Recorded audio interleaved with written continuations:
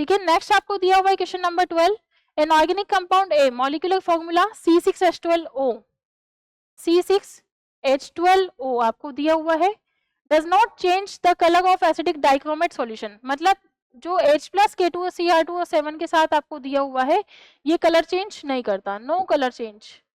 ठीक है, no colour change, कोई कलर इसका चेंज नहीं होता। Compound A on treatment with H2SO4, मतलब कंपाउंड ए जो आपको दिया हुआ है यदि इसकी H2SO4 के साथ हम लोग रिएक्शन करवाएं तो किसका फॉर्मेशन होगा, एल्कीन का फॉर्मेशन होगा। Which on oxidative ozonolysis gives a molecule C6, यदि हम इसका क्या करवाएं, ऑक्सीडेटिव ओजोनोलिसिस करवाएं तो यहाँ पे क्या बनता है C6H10O3 बन जाता है, which give positive iodoform test, मतलब ये CHI3 देगा। ठीक है, तो स्ट्रक्चर ए होना चाहिए। देख लेते हैं हम लोग, सबसे पहले आप इसका चेक करो, 1 2 3 4 5 6, C6 तो है, एक O भी है, 12 चेक कर लेते हैं हाइड्रोजन 12 है या नहीं है, 2 4 6 8 9 और 3 12, यस बिल्कुल है। लेकिन आपको ईथर दिया हुआ है और आपको दिया हुआ एसिटिक डाइक्रोमेट के साथ कलर चेंज नहीं होता, कंपाउंड ट्रीटमेंट के साथ एल्कीन देता है, तो ये तो ईथर है तो ये एल्कीन नहीं देगा। ठीक है, not give alkene, not give alkene, ये तो हमारा आंसर नहीं हो सकता। ठीक है, यहाँ पे यदि आप लोग देखोगे तो टोटल नंबर ऑफ कार्बन कितने दिए हुए हैं, 6, हाइड्रोजन कितने दिए हुए हैं, 2 2 4, 2 और 2 4, 4 और 3 7, 7 और 1 8, 8 और 3 11 और 1 12, H12O।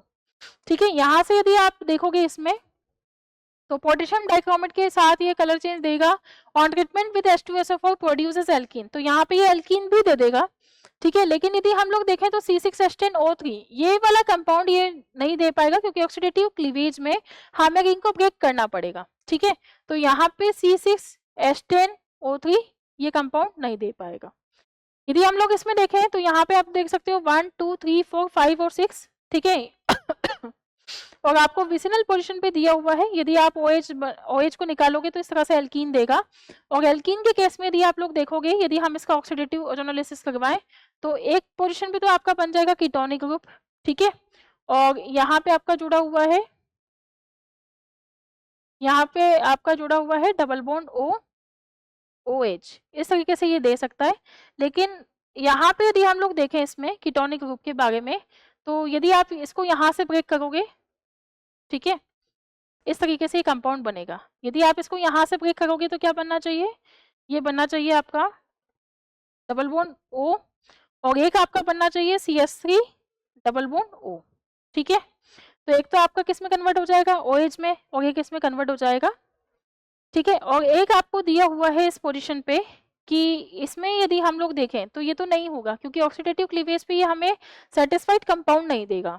ठीक है, यदि इसमें हम लोग देखें तो इसमें क्या होगा, यहाँ से हम लोग इसको क्या करवाते हैं, डिहाइड्रेट करवाते हैं H+ के साथ।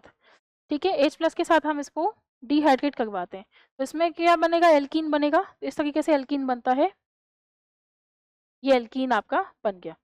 ठीक है, अब इस एल्कीन में यदि हम लोग देखें, यदि इस एल्कीन में हम लोग देखें तो यहाँ पे आप यदि इसको क्या करोगे, ब्रेक करोगे, ब्रेक कर दिया आपने, ऑक्सीडेटिव क्लीवेज हम लोग करवा गए।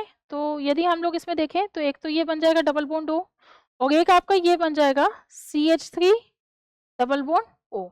इसका ऑक्सीडेटिव क्लीवेज हमें बनाना है तो ऑक्सीडेटिव के हिसाब से यदि हम लोग देखें तो इस तरह से बनेगा OH क्योंकि ऑक्सीडेटिव क्लीवेज करवा गए हम लोग तो। ठीक है, अब ये क्या कर रहे हैं, मिथाइल कीटो ग्रुप दिया हुआ है, इसकी वजह से ये क्या देगा, आयोडोफॉर्म टेस्ट हमें देगा।